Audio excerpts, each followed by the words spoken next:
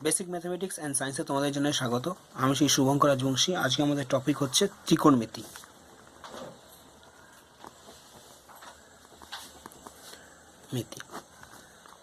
ত্রিকোণমিতির ইংরেজি টার্ম হচ্ছে ট্রিগোনোমেট্রি।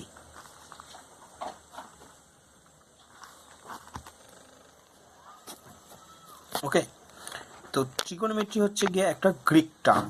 কি বললাম? গ্রিক, যার অর্থ হলো এখান থেকে ট্রাই ফর তিন। ওকে, গণ গণ মানে হচ্ছে গিয়ে তিন কোণ। গণ মানে হচ্ছে কোণ। ওকে, আর মেট্রির মানে হচ্ছে পরিমাপ। অর্থাৎ ত্রিকোণমিতির মানেটা হচ্ছে গিয়ে তিনটি কোণের পরিমাপ করা হয়, যে পদ মানে তিনটি কোণ সম্বন্ধে যে পরিমাপ করা হয় সেই বিদ্যাটা হচ্ছে ত্রিকোণমিতি। ওকে, অঙ্কের জায়গায় গণিতে সেই বিদ্যাটাকে বলা হচ্ছে ত্রিকোণমিতি, যেখানে তিনটি কোণ সম্বন্ধিত আমরা পরিমাপ করব। যেমন তিনটি কোণ সম্বন্ধিত মানে তিনটি কোণ সম্বন্ধিত কিসে হয়? একমাত্র ত্রিভুজে হয়। ওকে, যেখানে একটা কোণ, দুটো কোণ, তিনটে কোণ। এখন আমি সমকোণী ত্রিভুজ আঁকলাম, কারণ ত্রিকোণমিতি হচ্ছে সমকোণী ত্রিভুজ সম্বন্ধিত যে কোনো কিছু পরিমাপ হচ্ছে ত্রিকোণমিতি, বা তার সম্বন্ধিত যে কোনো বাহু আর কোণের মধ্যে সম্পর্ক, সেই সম্বন্ধে ভিন্ন রকম মানে কি বলবো, সেই সম্বন্ধে ভিন্ন রকম আলোচনাই হচ্ছে ত্রিকোণমিতির বিষয়। ওকে, তবে শুধুই মাত্র সমকোণী ত্রিভুজ সম্বন্ধিত নয়। কি বললাম? এই ত্রিকোণমিতি মেনলি হচ্ছে সমকোণী ত্রিভুজ সম্বন্ধিত আলোচনা। তবে শুধুমাত্র সমকোণী ত্রিভুজ নয়, এখানে সূক্ষ্মকোণী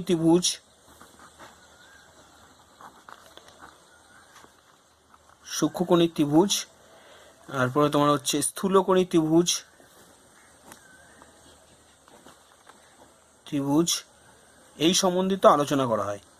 ওকে, সূক্ষ্মকোণী ত্রিভুজ হচ্ছে ইংলিশ টার্মটা অ্যাকিউট অ্যাঙ্গেল ট্রায়াঙ্গেল, ঠিক আছে।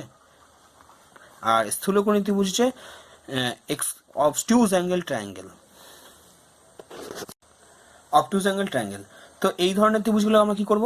তো সাপোজ ধরো সূক্ষ্মকোণী ত্রিভুজের কথাই বলছি, সাপোজ এরকম সূক্ষ্মকোণী ত্রিভুজ। তো সূক্ষ্মকোণী ত্রিভুজটাকে আমরা পার্টে পার্টে ভেঙে নেব। এরকম সমকোণী ত্রিভুজে দুটো পার্টে আমরা ভেঙে নিলাম।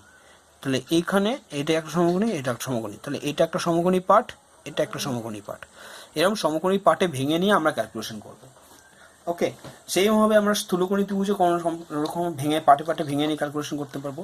তবে সেই জন্য আমরা এখানে সমকোণী ত্রিভুজটাকে মেনলি ফোকাস করি। নেক্সট এবার যেটা আসছে সেটা হচ্ছে কোণ। এখানে কোণ ব্যাপারটা হচ্ছে, কোণ সর্বপ্রথমে আমাদের জানা দরকার।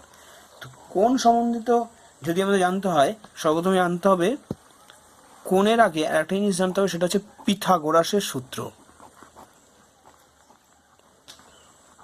এটা হচ্ছে পিথাগোরাসের সূত্র। কি পিথাগোরাসের সূত্র? হচ্ছে সমকোণী ত্রিভুজ সম্বন্ধিত যদি এ বি সি একটি সমকোণী ত্রিভুজ হয়, তাহলে এই কোণের সাপেক্ষে, এটা হচ্ছে একটা সূক্ষ্মকোণ মানে যার মান 90 ডিগ্রি থেকে কম, সূক্ষ্মকোণ।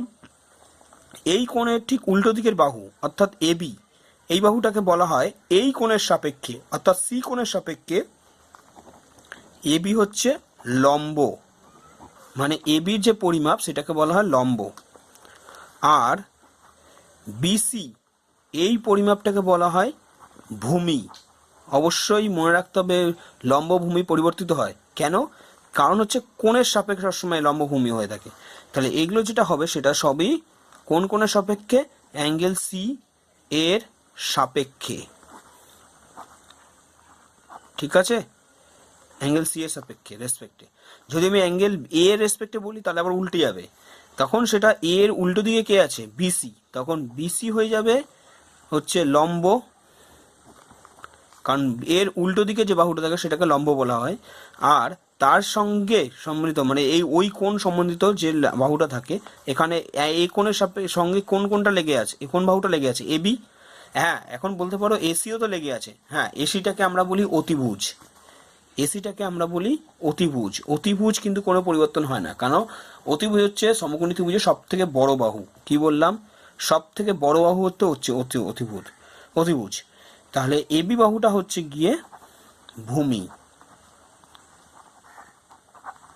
ওকে, সেটা কোন কোণের সাপেক্ষে?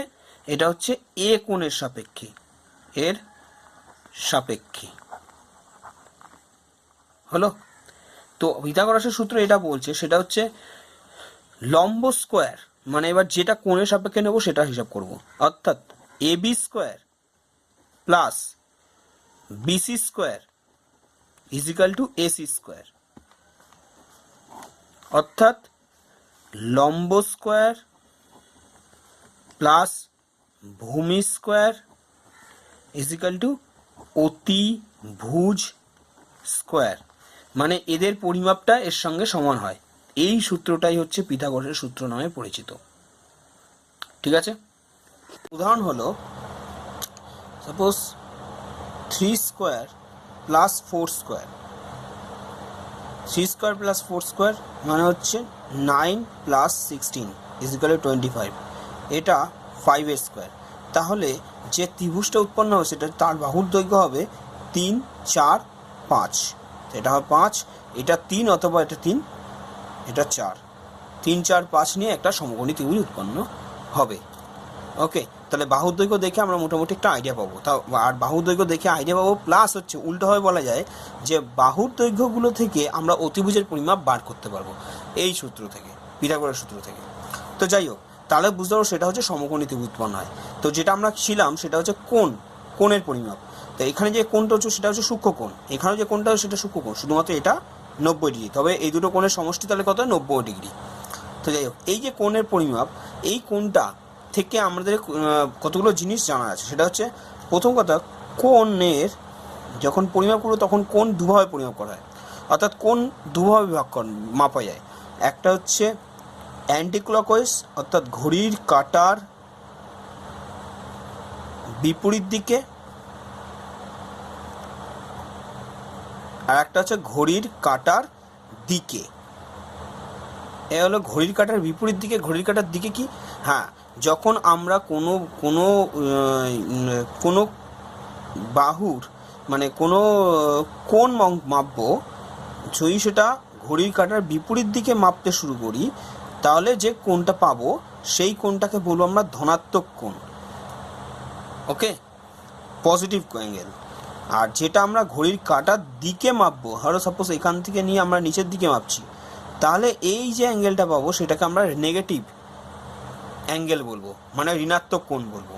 ওকে, তাহলে আমাদের ঘড়ির কোণের পরিমাপ কীভাবে করতে হবে? ঘড়ির কাঁটার উল্টো দিকে। ঠিক আছে, মনে রাখতে হবে। তাহলে আমরা সবসময় এই দিক থেকে মাপবো। ঠিক আছে, এই দিক থেকে মাপলে সেটা হবে ঋণাত্মক কোণ, তাহলে আমরা এই দিক থেকে সবসময় মাপবো। এই দিক থেকে মাপলে সেটা আমরা নেগেটিভ মাইনাস কোণ পাবো। সেরকমই যে কোনো কিছু, যখন কোনো কিছু পরিমাপ করতে হয় তখন তো নির্দিষ্ট দিকে পরিমাপ করতে হয়, সেটা হচ্ছে ধনাত্মক কোণ। যদি ঘড়ির কাঁটার উল্টো দিকে মাপে সেটা হচ্ছে ধনাত্মক কোণ বলে। ওকে, নেক্সট আমরা কোণের পরিমাপের সংজ্ঞাটা আরেকবার বলে দিই। ব্যাপারটা হচ্ছে, যদি কোণ কাকে বলে এটা নিয়ে কোনো সন্দেহ থাকে। ব্যাপারটা হচ্ছে কোণ বলে হচ্ছে যদি একটি কোনো বিন্দু থেকে যদি দুটো রশ্মি, মানে সাপোজ এই দিকে আর সাপোজ এই দিকে, ধরো কোনো একটা রশ্মি সমান্তরাল, এরকম না গিয়ে এরকমও হতে পারতো। তো যাই হোক, এরকম যদি দুটি রশ্মি, ঠিক আছে, একটি বিন্দু থেকে যদি দুটি রশ্মি নির্গত হয়, তবে এই রশ্মি দুটি যে সমতলে থাকে, মানে ধরো আমরা পেজটা এই পেজের মধ্যে এঁকেছি, তাহলে এই পেজের মধ্যে ধরো দুটি রশ্মি নির্গত হচ্ছে এই বিন্দু থেকে, তাহলে যে সমতলে অবস্থিত হয় সেই সমতলটি এই রশ্মি দুটি দ্বারা দুটো ভাগে বিভক্ত হয়। একটা হচ্ছে রশ্মি দুটির মধ্যবর্তী অবস্থান, আর একটা রশ্মি দুটির বহির অংশ, মানে বাইরের স্থান। ওকে, তো এই রশ্মি দুটি অঞ্চলে বিভক্ত করে এই রশ্মি দুটি দ্বারা উৎপন্ন অক্ষদ্বয়ের প্রত্যেকটিকে ওই বিন্দুতে উৎপন্ন কোণ বলা হয়। মানে ব্যাপারটা হচ্ছে এই যে ব্যাপারটা অঞ্চলটায়, ঠিক আছে, এই অঞ্চলটাকে কি বললাম বোঝা গেল? ওই রশ্মি দ্বারা উৎপন্ন অঞ্চলদ্বয়ের প্রত্যেকটিকে ওই বিন্দুর তো উৎপন্ন কোণ বলে। মানে এইখানে যে উৎপন্ন অঞ্চলটা হলো সেটা হচ্ছে কোণ। ক্লিয়ার? এবার সেটা হতে পারে এটা এই কোণটা সূক্ষ্মকোণ যেরকম দেখতে লাগছে, হয়তো হতেই পারে হয়তো একটি বিন্দু এরকম গেছে আর একটা সরলরেখা এরকম, মানে একটি রশ্মি এরকম গেছে, একটি রশ্মি এরকম গেছে, তবে এই রশ্মি দুটির মধ্যবর্তী অঞ্চলটা হচ্ছে কোণ। হ্যাঁ, তবে কি এইটাকেই শুধু কোণ বলবো? না, এটাও কোণ। ঠিক আছে, কি বললাম, এটাও কোণ। এইবার এই দুটোর যেহেতু ভেতর দুটো পার্টে বিভক্ত করে, একটা ক্ষুদ্র একটা বৃহৎ, ঠিক আছে। তো এই ক্ষুদ্রতম অংশটাকে বলা হয় অন্তঃকোণ, আর এটাকে বলা হয় বহিঃকোণ। ওকে, এটাকে বলা হবে অন্তঃকোণ, মানে যেহেতু ভেতরে থাকে, অন্তরে থাকে, তা অন্তঃকোণ, এটা বহিঃকোণ। সবসময় মনে রাখবে এই দুটো কোণ বা যে কোনো কিছু, ধরো টোটাল এই দুটো কোণের সমষ্টি সবসময় কত হবে, 360 ডিগ্রি, ঠিক আছে। অর্থাৎ এটা থেকে আমরা ধারণা পাই যে কোণের মোট সর্বোচ্চ কোণ কত হতে পারে, 360 ডিগ্রি কোণ তৈরি হতে পারে।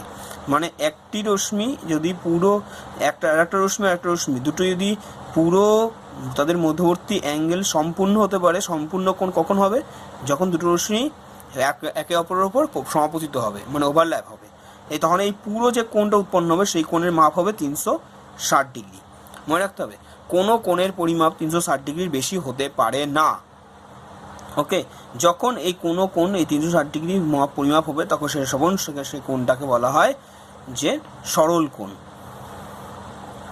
ধরো 360 ডিগ্রি না, সরি, দুটো যখন একটি বিন্দু থেকে দুদিকে একটি কোণ বিন্দু দুদিকে দুটি রশ্মি নির্গত হয়, তবে এই দুটোর মধ্যবর্তী এই কোণটাকে বলা হবে সরল কোণ। বোঝা গেল? সিমিলারলি এর পরিমাপ হবে 180 ডিগ্রি। সিমিলারলি এই দিকেও যে কোণটা উৎপন্ন হবে সেটা হবে সরল কোণ, এর পরিমাপ হবে 180 ডিগ্রি, ঠিক আছে। আচ্ছা, মানে এদিক থেকে এই দিকে অবশ্যই, ঠিক আছে। পুরোটা হচ্ছে গিয়ে 180 + 180 360 ডিগ্রি। ক্লিয়ার? এখন কথাটা হচ্ছে কোণ পরিমাপ কীভাবে করা হয়। কোণ পরিমাপ করা হয় দুটি পদ্ধতিতে, সাধারণত দুটি পদ্ধতি। একটা হচ্ছে গিয়ে ষষ্ঠিক পদ্ধতি, কি বললাম, ষষ্ঠিক পদ্ধতি, ওকে। আর একটা হচ্ছে বৃত্তীয় পদ্ধতি।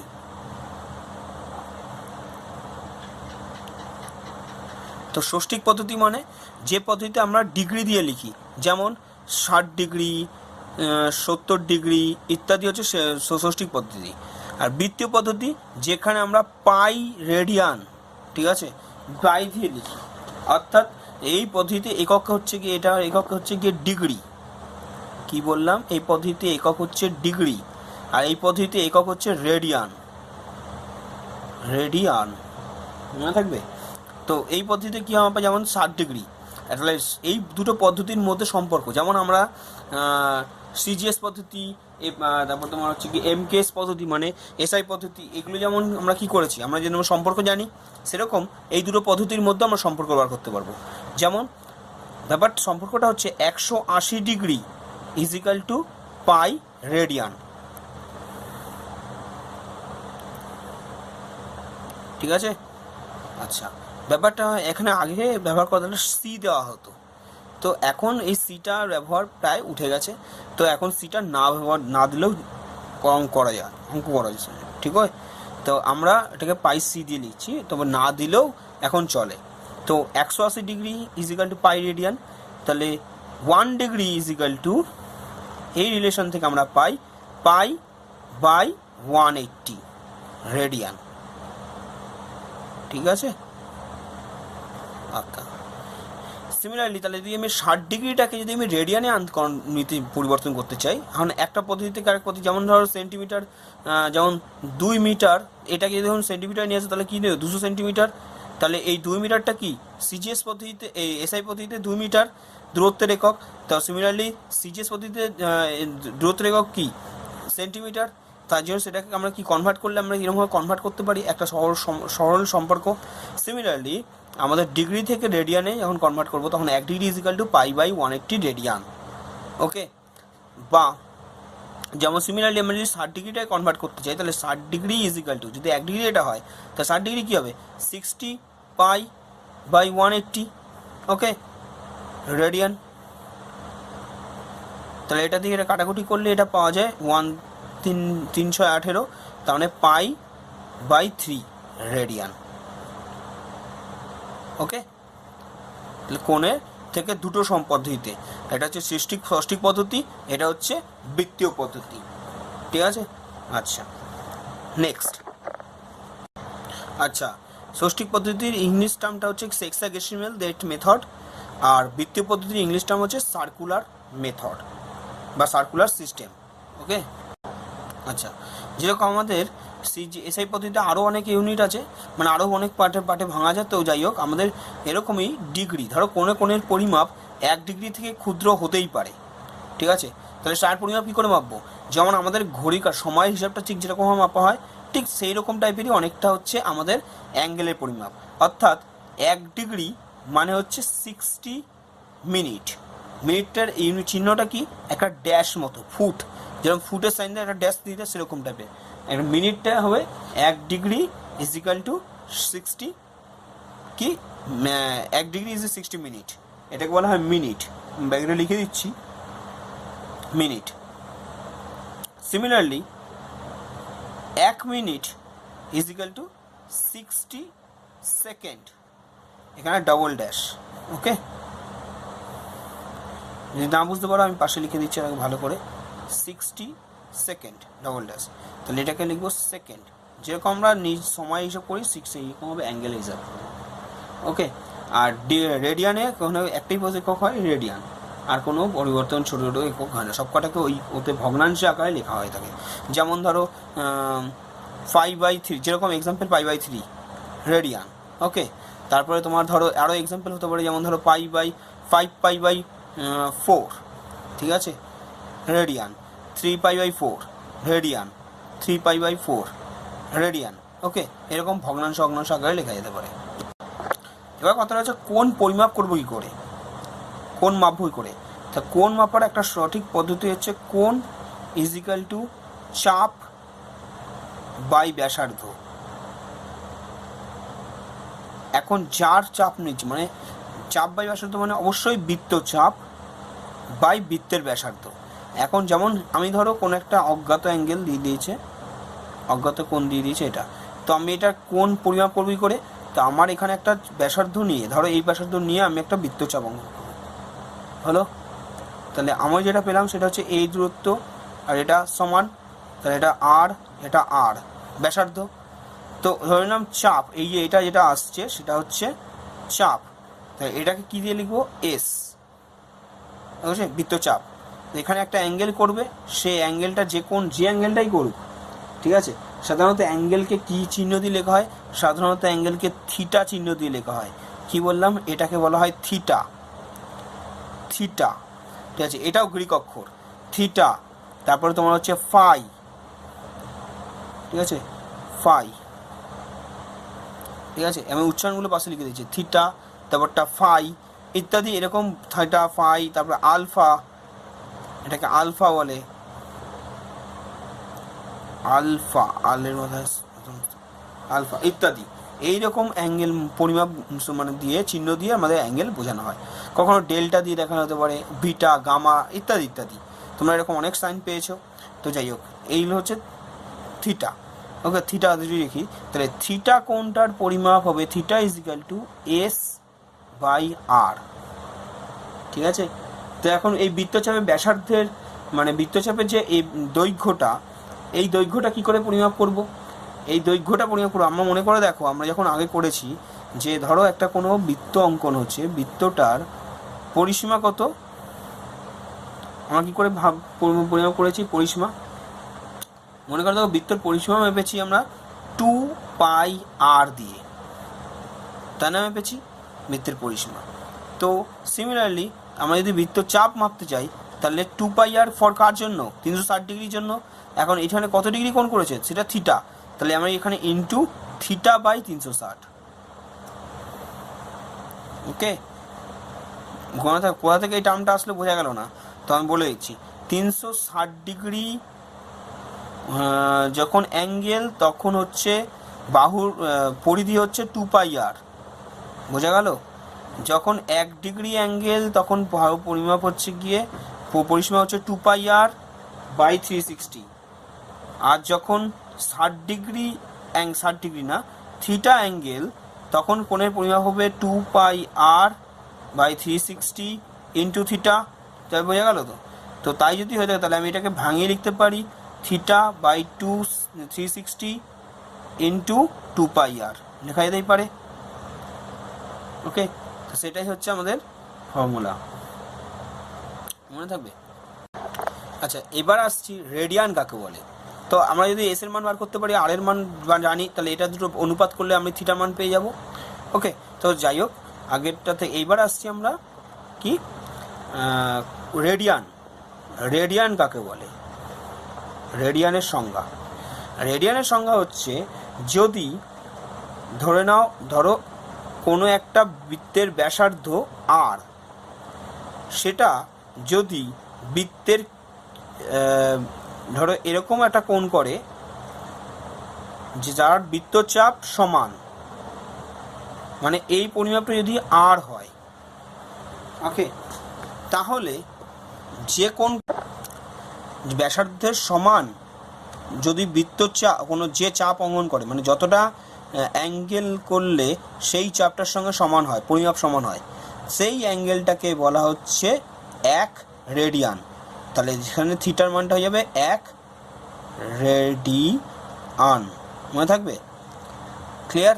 অর্থাৎ তাহলে এইরকমভাবে বার করতে পারলে তো যে জিনিসটা পাওয়া যাবে সেটা হচ্ছে সমগ্র বৃত্তের ক্ষেত্রে তাহলে কী হবে? তো দেখা যাক, সমগ্র বৃত্তের ক্ষেত্রে দেখো কটা 90 ডিগ্রি উৎপন্ন হয়েছে, 4টে 90 ডিগ্রি উৎপন্ন হচ্ছে, তাহলে কি সম্পূর্ণ করে বৃত্তকে মিলে যাচ্ছে। তো 4টে 90 ডিগ্রির ক্ষেত্রে তাহলে কী হয়ে যাবে, যে আমরা কোণের সংজ্ঞা অনুযায়ী পাই, তাহলে 4 সমকোণ ইজিক্যাল টু, তাহলে কি ব্যাসার্ধ বৃত্তচাপ বাই ব্যাসার্ধ। বৃত্তচাপ কত? 2πr/r হচ্ছে, পাচ্ছি, কারণ 2πr কি পুরো বৃত্তের ব্যাসার্ধ, পরিসীমা। ওকে, নেক্সট, এবার যেটা পাচ্ছি সেটা তাহলে 4 সমকোণ থেকে আমি এই সম্পর্কটা পাচ্ছি 2πr/r। ওকে, সিমিলারলি যদি আমার 1 রেডিয়ান থেকে যে সম্পর্কটা পাই, 1 রেডিয়ান থেকে কি পাবো?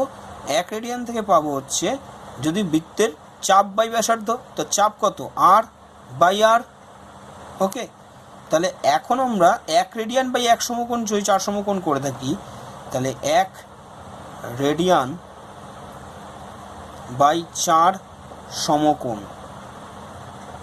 তাহলে আমরা যে সম্পর্কটা পাই, তাহলে r/r কেটে গেলে 1 মিনস 1, তাহলে 1 বাই এটা, তার মানে এটা এখানে r কেটে গেলে তাহলে 1/2π পাচ্ছি। এটা r কেটে গেলে 1, আর এখানে এইখান থেকে r কেটে গেলে শুধু 2π, যেহেতু এটা বাই এটা, তাহলে 1/2π সম্পর্ক পেলাম। তাহলে 1/2π, তাহলে 1 রেডিয়ান মানে তাহলে কত? 1 রেডিয়ান মানে যেটা হবে 1/2π ইন্টু 4 সমকোণ কোণ, ঠিক আছে।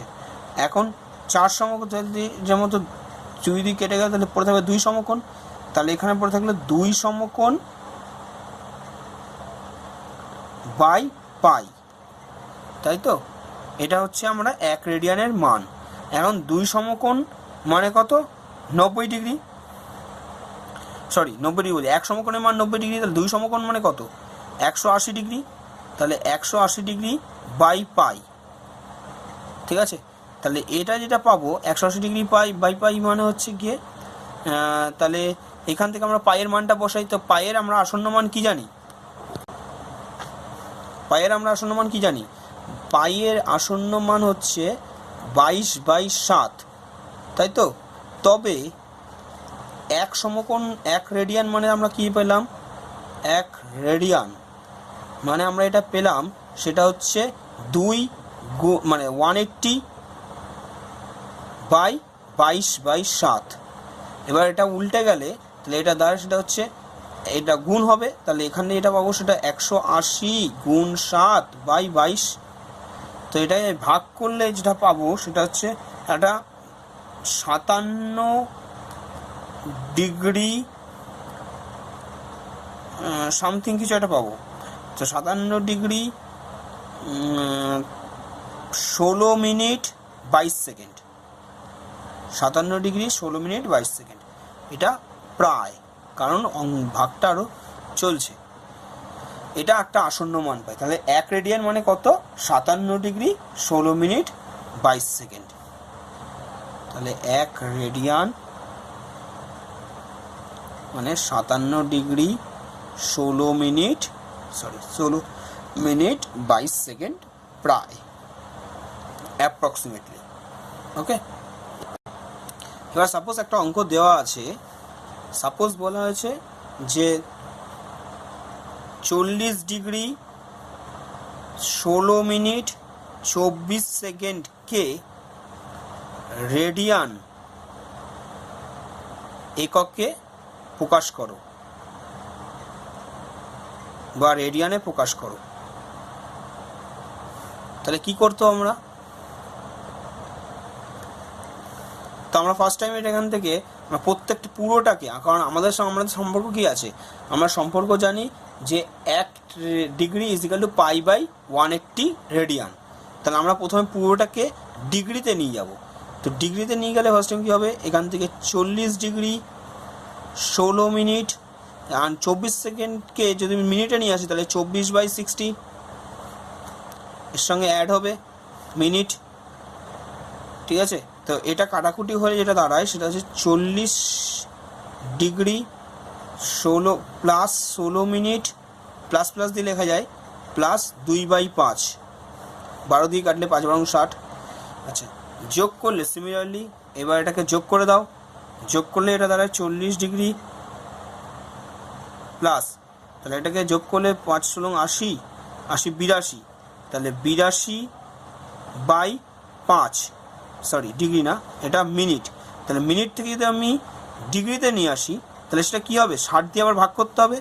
তাহলে 40 ডিগ্রি প্লাস 82/5 × 60, তাহলে এটা টোটালটা হয়ে যাবে কি ডিগ্রি। তাহলে 5 × 60, তো এটাকে কাটাকুটি করা যায়। তো এটা কাটাকুটি করলে হয়ে যায় 40 ডিগ্রি প্লাস 41/150 কাটাকুটি করে। তো সিমিলারলি এগুলো যদি যোগ করি তাহলে যোগ করলে এটা পাবো, ক্যালকুলেশন করলে পাবো 6041/150 ডিগ্রি। ওকে, এত পর্যন্ত হলো। নেক্সট এবার তাহলে আমাদের কী বলেছে? রেডিয়ান ইউনিটে প্রকাশ করতে। তো আমরা এটা করবো, সেটা হচ্ছে এখন আমরা কি জানি? 1 ডিগ্রি ইজিক্যাল টু π/180 রেডিয়ান। ওকে, তাহলে 6041/150 ডিগ্রি ইজিক্যাল টু, তাহলে এখানে কত হবে? মাল্টিপ্লাই হবে 6041/150 ইন্টু π/180। তো মাল্টিপ্লাই করলে এটা ওপরে তো যা আছে তাই, 6041 এখানে পাই 150 ইন্টু 150, তো 27000 এত রেডিয়ান। ওকে, তাহলে এটা হচ্ছে রিকোয়ার্ড অ্যান্সার। বোঝা গেল? তাহলে এত ডিগ্রিকে কনভার্ট করতে হলে সাপোজ একটা অঙ্ক আছে, বলে দিয়েছে একটি বৃত্তের ব্যাসার্ধ হচ্ছে 6 সেমি। কত? 6 সেমি। ওই বৃত্তে 15 সেমি, কত? 15 সেমি দৈর্ঘ্যের বৃত্তচাপ কেন্দ্রে যে কেন্দ্রস্থ কোণ উৎপন্ন করবে তার বৃত্তীয় মান লিখি বা কত হবে বার করি। তা প্রথম কথা হচ্ছে, সাপোজ ব্যাসার্ধ হচ্ছে 6 সেমি। ওকে, এখন কত সেমি দৈর্ঘ্যের? তাহলে 15 সেমি মাপ নিয়েছে। পুরো 15 সেমি নিয়ে একটি কি উৎপন্ন হচ্ছে? বৃত্তচাপ উৎপন্ন করেছে। তো এটা হচ্ছে 15 সেন্টিমিটার, এটা হচ্ছে 6 সেন্টিমিটার, তাহলে এটাও 6 সেন্টিমিটার। যে কোণ উৎপন্ন করবে সেই কোণটার পরিমাপ বার করতে বলেছে। তো কী করে করব? তো সর্বপ্রথম আমরা কোণের সংজ্ঞা অনুযায়ী কী জানি? কোণ ইজিক্যাল টু কি, কমাদের থিটা দিয়ে লিখি S/R, মানে ব্যাসার্ধ চাপ বাই ব্যাসার্ধ, চাপ বাই ব্যাসার্ধ। তো চাপের পরিমাণ কত? চাপের মাপটা হচ্ছে গিয়ে 15 15 সেমি, আর ব্যাসার্ধ মাপটা কত 6, তাহলে 15/6 রেডিয়ান। কারণ আমরা যখন এই হিসাবটা করি তখন সবসময় রেডিয়ান এককে নিয়ে থাকি। তো 3 দিয়ে কাটাকুটি করলে 3 5 15, 3 2 6, অর্থাৎ 5/2 রেডিয়ান।